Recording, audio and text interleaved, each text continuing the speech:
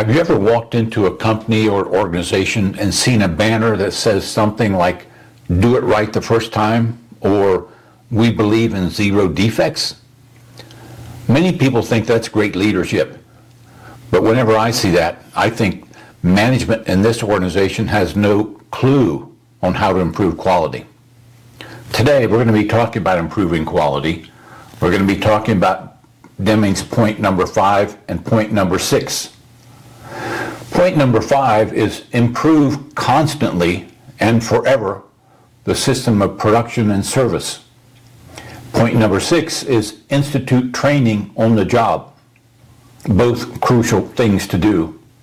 Let's look at number 5 in more detail. It directly teaches the fallacy of such slogans that companies use in an attempt to improve their business.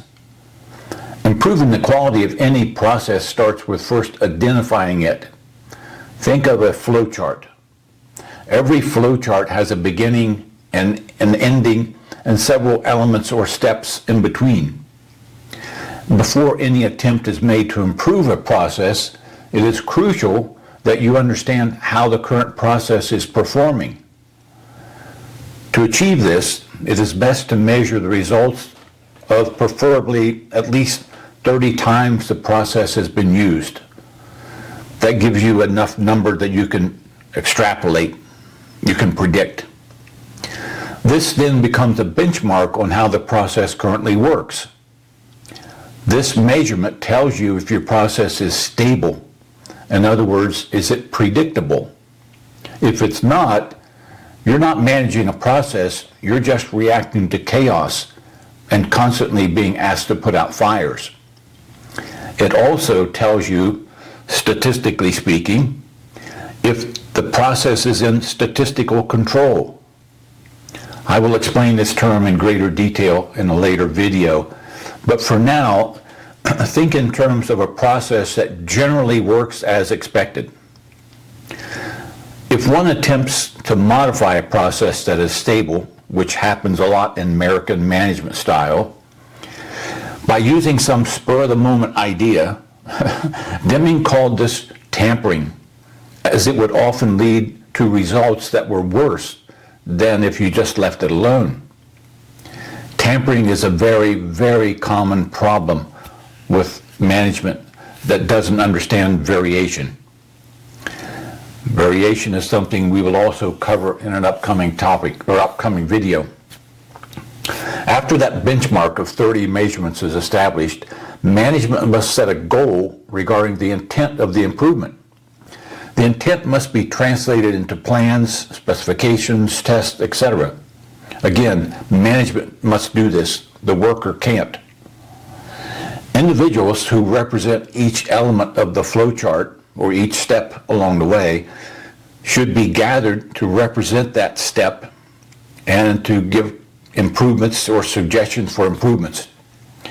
If not, a suggestion might be adopted that could benefit several parts of a process but make it more difficult for another. So you have to get everybody together. This is a common mistake I've seen in many companies trying to implement or change a policy. Deming even went so far as to tell the Japanese when they do this, they needed to include the suppliers in this group. And I would encourage you to do the same thing whenever possible. Once a consensus has been reached on a suggested improvement, the new process should be implemented and measured to see what the results were. If an improvement was achieved, the process should be repeated to continually improve this. Remember, continuous quality improvement is what we're after. If the process was not improved, it's time to go back to the drawing board and develop another plan. Deming learned and employed what has become known as a Shewhart cycle, named after Dr. Walter Shewhart that Deming worked with for a while and learned from. The cycle was commonly referred to as the PDSA cycle, or plan, do, study, act. Step 1 is plan. Somebody comes up with an idea for an improvement. Step 2, do. Implement the idea, ideally on a small scale. 3, study. What were the results? What did we achieve? Step 4, act. Either adopt a change or abandon it or run through the cycle again. This PDSA cycle, in my opinion, is a high-level view of how to initiate product or service improvement. However, it ignores the step of understanding and measuring the current status of a process, in addition to identifying a beginning and an ending point of the process. While management sets the overall aim of the system, each department within the system can and should also strive to do their part. For instance, whether you manufacture a product or provide a service, you can think about how you can improve advertising or accounting, marketing, sales, payroll, customer service, etc. For example, if you're in HR, are you hiring the right people? How is their training going? Do you have advancement opportunities that are offered? Are you removing barriers to pride of workmanship? It just goes on and on and on in each of the departments, but it has to be tied in with the overall objective of the system. Improvement within each department of a company must be consistent with the company's aim or improvement objective. And keep in mind, Deming cautioned people to be careful of thinking of automation as a solution to improvement. Perhaps these days we should add AI into that caution. Automation can be helpful, but it can also lead to a huge investment and doesn't guarantee you an improvement in your productivity or your efficiency. Everyone in your organization should be trained to think in terms of continuous quality improvement. But you can't expect people to improve a system if they don't understand it. That's why point number 5, constant improvement, is inseparable from point number 6, institute training on the job. For me, my training started when I went to my first Deming seminar. Afterwards, on the way home, I realized I was so excited by what I had learned that I had to figure out how to get the same level of excitement into my department heads. What Deming had suggested was a management transformation, and I knew I could not do this by myself. So when I got together with my team again, I told them if I had another opportunity to go to another Deming seminar, I was going to go back. But I was also going to take as many of them with me as I could. And I did. That started the training of myself and my team to learn about Deming's teachings and how to apply them to our business. The department heads were then responsible for educating on an ongoing basis their team members about the division's focus on continuous improvement in all areas and in all departments. Even a small, tiny little improvement, such as moving the location of a trash can, or realizing that a department needed to buy 1 or 2 more to prevent people from walking back and forth needlessly. If it was an improvement, we celebrated it. If it helped improve the efficiency, we celebrated it. We also began to cross-train our team members so that they were taught how to perform the position ahead of them in the flowchart and behind them. For example, it was common in the days before Deming for everyone in the organization to talk about a customer. And we always to think in terms of customer, someone who ended up ordering and buying a product from us. And we use the term suppliers as a company, a pharmaceutical company that sold pharmaceuticals to us. After Deming, all of that changed. We taught our team members that they had individual suppliers and individual customers. For example, a receiving clerk who checked in merchandise on the dock was a supplier to the picker. So the picker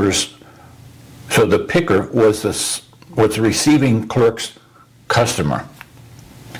The picker's customer was the packer. And the packer's customer was the delivery person. So when the picker understands that the packer is their customer, they kind of stop trying to just do their job and they start trying to improve the system for the person who's next in line for their customer. This cross-training also allowed us to move team members around if someone was absent, because they knew their supplier's job and they knew their customer's job.